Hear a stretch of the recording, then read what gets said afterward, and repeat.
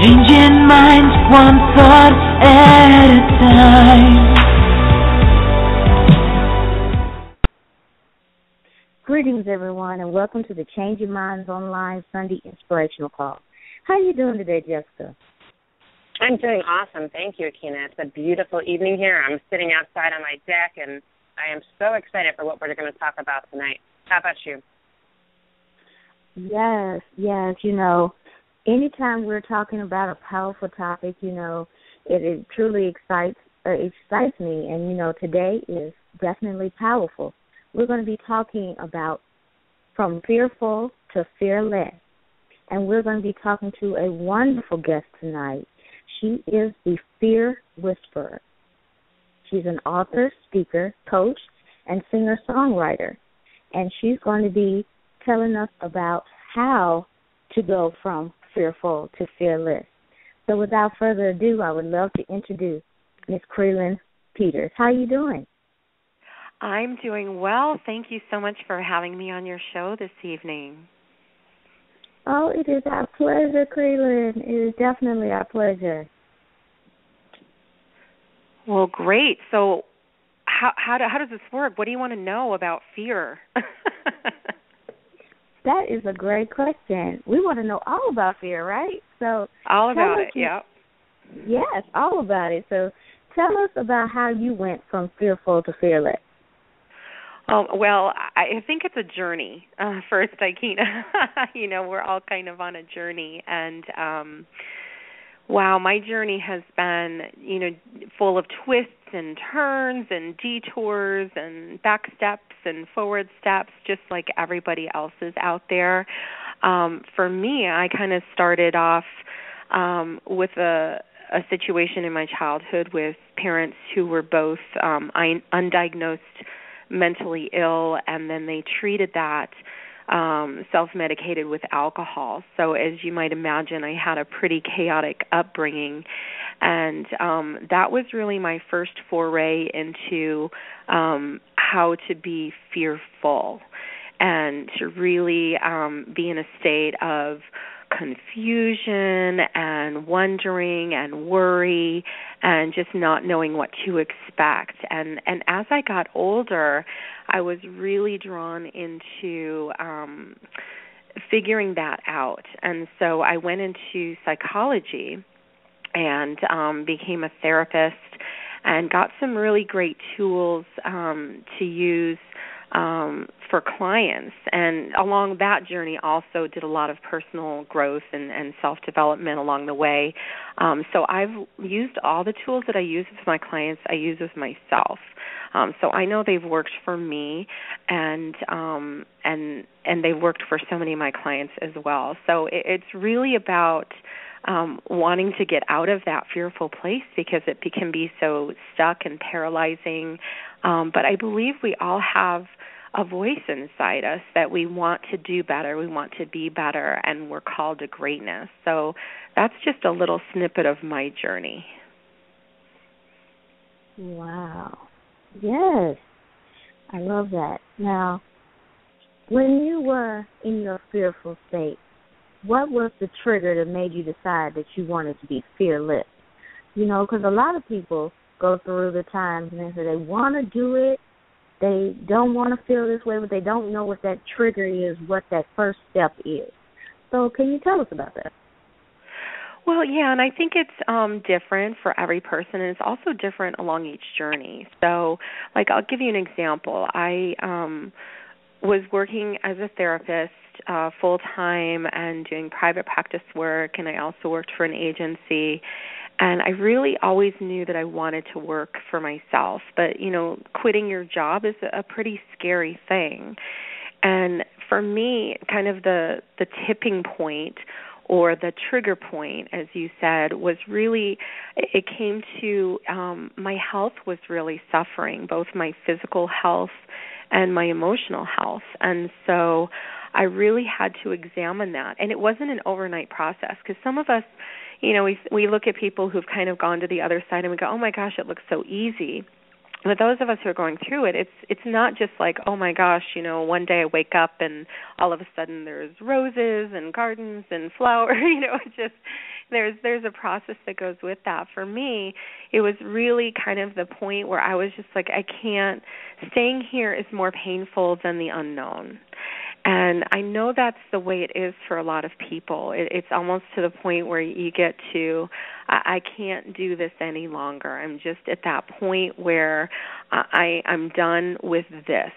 And most of us, we're so afraid of the unknown that we're willing to stay stuck in the crap that we're used to. It's kind of, that saying that the devil you know is better than the one you don't.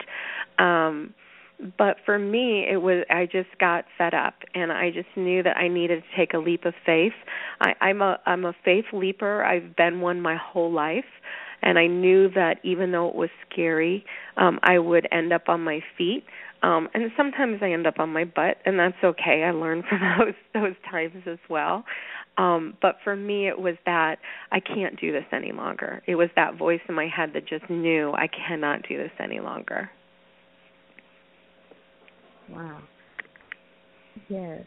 Yes. That's often a catalyst for so many people is people just say, like, I'm really ready for a change. And, myself, I had a really kind of similar transformation where I picked up and changed my life. When we started this company, Changing Lives Online, it was really my point where I said, hey, I just can't do this anymore. I can't go about my life in this direction anymore. And then you get to the point where you keep going, and you keep going, and you're not comfortable and you're not happy, but you're okay with it because it's what you know. And to some degree, it's serving you because it's reinforcing the stories that you've created about yourself that's causing you to be in that situation. And, maybe you're getting sympathy, or maybe you're being a victim, or maybe people are doing things for you. But like you said, at some point for everyone, giving away your power, it just gets old. And you require this change. And like you said, it's really about taking that step and just recognizing that something needs to change and just making that change. Because some people, they want that change, they want that point. They think they can't keep going, but they don't really know, or they're not ready to take that step. Right, and there's so many different ways to look at it, too. I mean, for me, for a long time, it was, how can I be okay being where I'm at? So, sometimes people think that change has to be this big, scary, quit my job, lose my house, really, really big event or series of events, but it doesn't. It can be as simple as changing our mind, changing our perspective to be okay with where we're at now. And that's what I like to talk about when we talk about fear, because people get so, overwhelmed with the prospect of change. And it doesn't have to be as big a deal as we make it out in our heads. Usually what we make up in our head is much worse than anything that's ever going to really happen. Yes, when you talk about change, I have always, since I was a small child, had a problem with change and the shift in change because, like you said, I had a fear of the unknown. And, sometimes that has changed a lot of decisions that I may have needed to make, or I went ahead and made the right decision, but I had so much stress behind it afterwards, but it always ended up working out for the good, of course, but, it's just the stress that you have to deal with as a non-change person in order to, function. And I'm sure you've had many people come in and talk about that. So what are your recommendations for someone who has a problem with change? Well, one of the things, Ikena, is to really look at all the evidence. So how we come to our beliefs and our thought process is through evidence. So look at you just said that you've landed out fine after all these changes that have happened. So look at that evidence. So a lot of times we get stuck on the negative stuff that happens, the what ifs. We worry ourselves into illness. We worry ourselves into stuckness and not making decisions. But on the flip side of that is look at all the evidence to support that you are fine when you make a decision. And I'm also going to challenge when you say make the right decision, and I'm going to put right in quotes. So imagine air quotes around the word right. Any decision we make is the right decision. So we're making decisions based on the information we have at that time, and what we get into is we get into that second guessing. Well, what if, we did it this way, and this is the right decision, this is the wrong decision. So any decision you make is the one that you make, and any decision you make, you're going to be fine. So then if we look at it that way, then we can also say any decision is the right decision. Okay. All right. Now, I was looking, and of course, when I introduced you as the Fear Whisperer. Mm-hmm. Now, what does that entail? What is the Fear Whisperer? Well, I like to think that I help people tame their fear, and so that's kind of where that came from. A lot of people talk about how to get rid of fear, and that they don't want to deal with it, that they want to just go through life fearless. And the reason I put fear-less instead of one word, fearless, is because it's impossible to be completely rid of fear. So fear is something that is ingrained in us. It's in our DNA. We are genetically coded. It's a base emotion that's really there to protect us.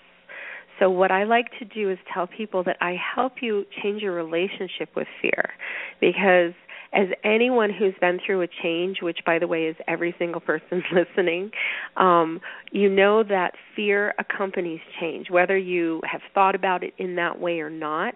Every time we go to make a change, there is some fear involved, and that is a sign that something needs to change, or that we're about to change something. So if we can change our relationship to fear and not be afraid of change, but rather go, oh, I'm afraid, that must mean that I'm going through a change. So it's just kind of a signal rather than, if I kind of look at the, a stop light. So we've got the red light, the green light, the yellow light. So a lot of us think of fear as the red light. We got to stop, and then we say stuck.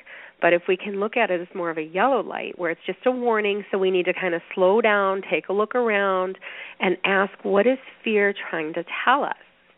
So a lot of our old programming might be to keep us really safe, and that protected us before, but now we might not need that same type of protection. We might need to just slow down, take a look around, maybe do some course correction, maybe talk lovingly to ourselves. A lot of us get really hard on ourselves when we're going through change, like, I should be able to do this. Like the first time you do something, I should be perfect at this. It shouldn't be a problem at all. And yet, how silly is that?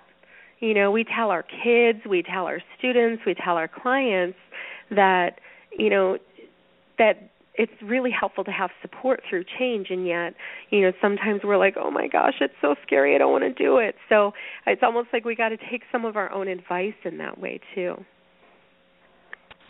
It's amazing that you talk about that, because, fear does have in some sense benefits. And when I first started really my transformation journey, I got attached to the idea that I would have no fear.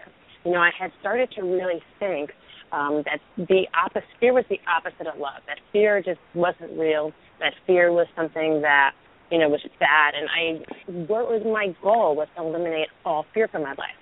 Now, fear, it can be a positive thing, right? Because oftentimes fear can be a really powerful motivator to change our lives. Like oftentimes, we're fearful that a situation will end poorly, or what we will judge to be poorly, and then we use that as a motivation to continue. Or we're afraid of failing, so we'll do even more success. Now, fear, it can be a positive motivator, but the one thing I always like to say and to remind people is that fear is not real.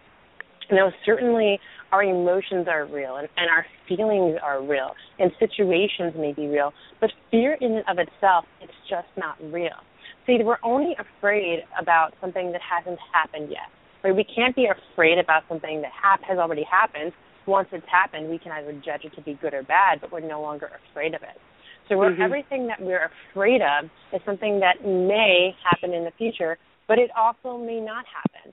And when it does happen, we may be afraid of how we're going to feel or what the response will be. but we don't even know that for sure. And maybe something we're afraid of actually will be really great for us. Maybe it's going to bring us in a really positive direction.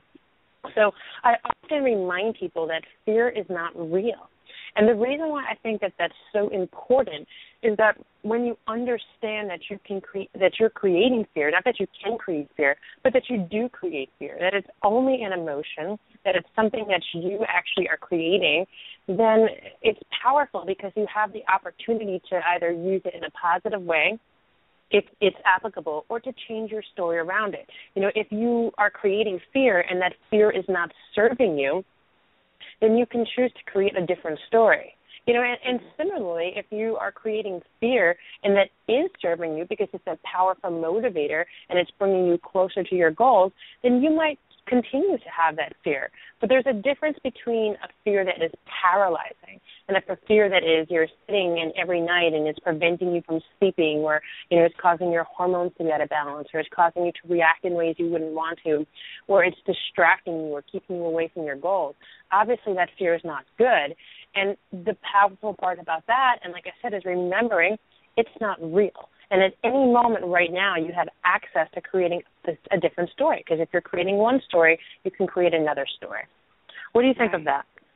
No, I agree with that. I think we just use different language to explain that. I talk to people about the perceived threat. So fear is ingrained in our DNA, and, you know, our ancestors back in caveman days had that fear response as a way of survival, of physical survival, right? So if something was going to chase, a predator was chasing them, fear would kick in and the fight or flight response would kick in. Now, though, we don't have those physical threats nearly as much anymore. It's more the emotional threat. So, but our body doesn't know the difference.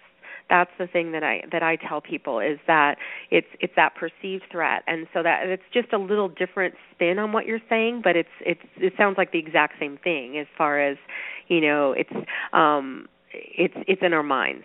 You know, we think that the fear, that the threat is real to our physical safety. That's what our body is afraid of, is physical danger. But it perceives that emotional threat in the same way.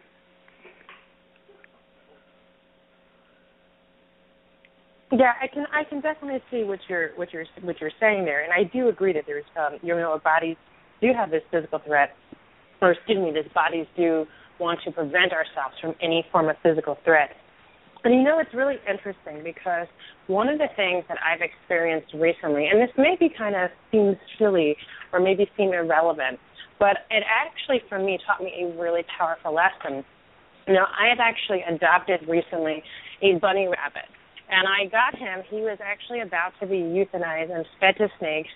I got him. I was at a pet store one day, and I was buying some pet food for some of my other pets, and I saw him, and he actually stood on his little feet, and he tapped on the cage with his paw, and I went over to him, and I asked to see him, which was my first mistake, but I asked to see him, and as soon as they took the lid off the cage, he just jumped into my arms, and it was love at first sight, and I took him home with me. But when I was taking him home, they had told me, you know what, this rabbit, he was going to be euthanized because of the fact that he had been returned twice from two different people, but they didn't want him. The last person who returned him just left him in the parking lot. And they said, you know, you can take him home with you. Now, rabbits are prey animals, so they are, you know, often in nature, there's lots of birds or whoever, foxes, that are trying to attack the rabbit. So they typically don't ever lay down, and they typically don't, they never lay down. They don't lay down because if they lay down, it would take too much time if they have a threat, like an animal, to stand up, to get up. So my bunny rabbit, when I first got him, for the first few weeks, he didn't lay down. You know, he would stand up, and he was very social. From when I first got him, he was very friendly, and he wanted to be held, but he never actually laid on his side. And little by little, as I began to bond with Sly, that's his name, as Sly and I began to bond, and as we spent more time together, he actually started to lay down near me. So first it started off where he would lay down on his side, and then if he saw me coming, he would stand up. And then I was able to get a little closer. I could be on the opposite side of the room. and then I could actually be sitting next to him. And now, it was much to my dismay in the beginning, but I've learned to love it. He actually lays down on top of me in the middle of the night. He actually sleeps in my bed. And he lays down, and he actually uses me as a pillow. He puts his head on my chest or on my arm, or sometimes he puts his head on my chin, and he sleeps completely laid down. And, this may seem, well, where are you going with this, right? This is an animal, and his primal instinct is to protect himself from physical threat, right? And yet, as a rabbit, even a rabbit was able to unlearn that primal instinct and was able to learn to love, that was able to learn to trust.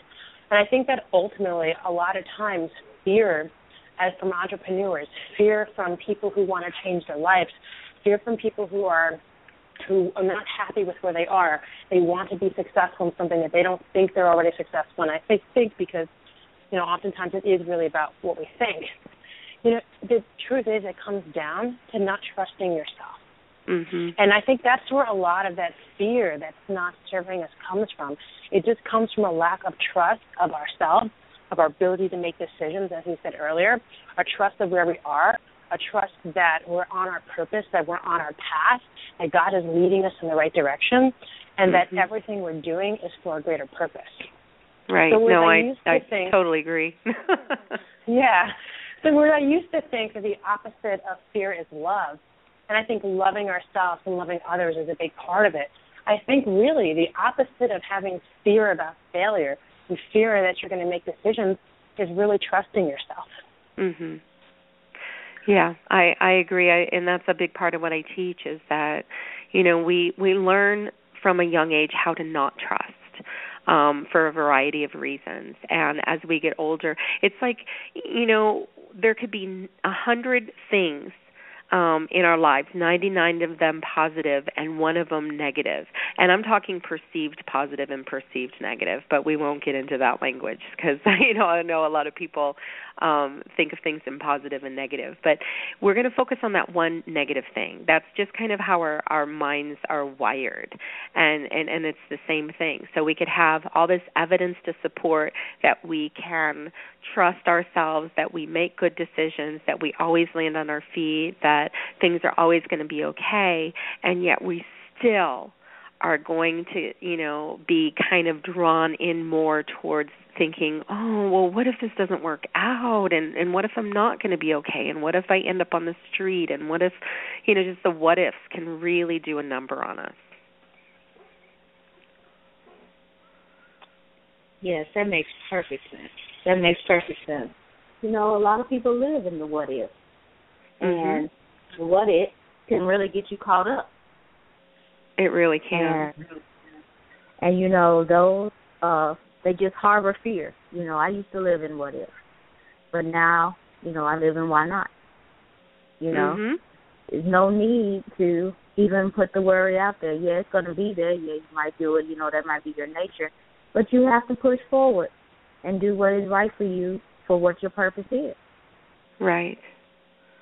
Absolutely. And I also like to tell people, instead of saying what if on the negative side, is what if on the positive side. So what if I am okay? What if everything does turn out okay? We're not used to thinking those ways. But it's kind of another, well, why not? It's also, well, what if? Or I wonder, what would happen if this happened? And kind of more of a childhood wonder and excitement kind of thing. Yes. As we're talking about this topic, I know that you have something coming up where they can hear more about it. Can you tell us about it? Yes, I would love to. I am launching a new program on June 1st, and it's part of my new brand, which is called Get Out of Your Own Damn Way, which very much fits into the whole fear whisperer stuff that I'm doing. And it's called the 30-Day Get Out of Your Own Damn Way Challenge, where people will get 30 days of support from me, including an individual coaching call where we'll talk about your goals for the 30 days.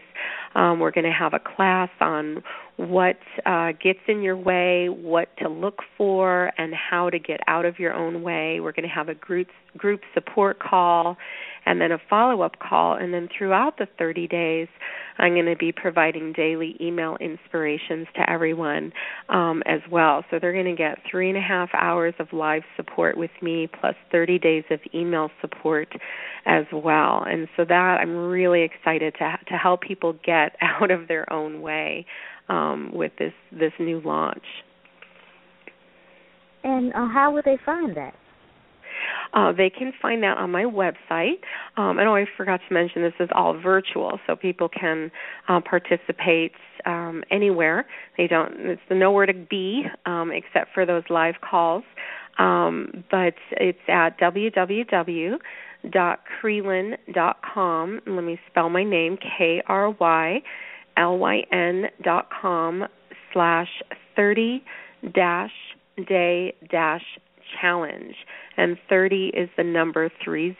So it's www.krylyn.com/30-day-challenge. Wonderful. And do they contact you if they want more information via website or Facebook or telephone? Absolutely, yes. Probably the best way to get in touch with me is email. It's Krylyn@krylyn.com. So again, KRYLYN@KRYLYN.com. I also have my Facebook page, which is Krylyn Peters, Get Out of Your Own Damn Way. And then my phone number is 602-696-8699. Wow, that is great. I know that this program is going to be beneficial to a lot of people. And yes, I certainly hope so. Thank you for sharing it with us. Thank you. And now, we're near the hour. And so if you had to sum up all that you said tonight about fear for our audience, what would it be?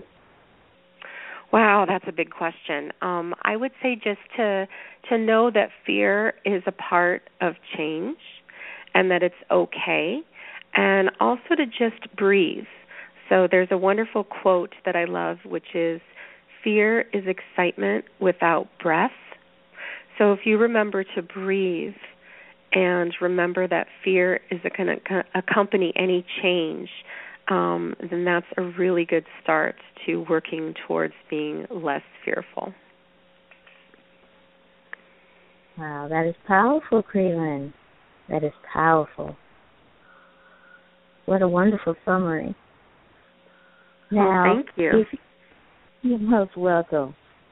Now, if you were touched by something Krylyn said tonight, you can find this podcast on ChangeYourMindsOnline.com.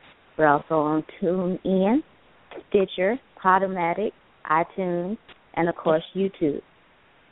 So, Jessica, do you have any closing words for our listeners tonight? You know what? I think you summed it up perfectly. Thank you so much for being on our call. It was a pleasure to talk with you, and I really enjoyed our conversation. Yes, me too. Thanks for having me on your show. Absolutely. We always let all of our listeners know before we close out our calls, we love you. We are so grateful that you are allowing us to be part of your journey. We know that you're doing amazing things, that you're taking your life to a whole new level. We are so proud of you.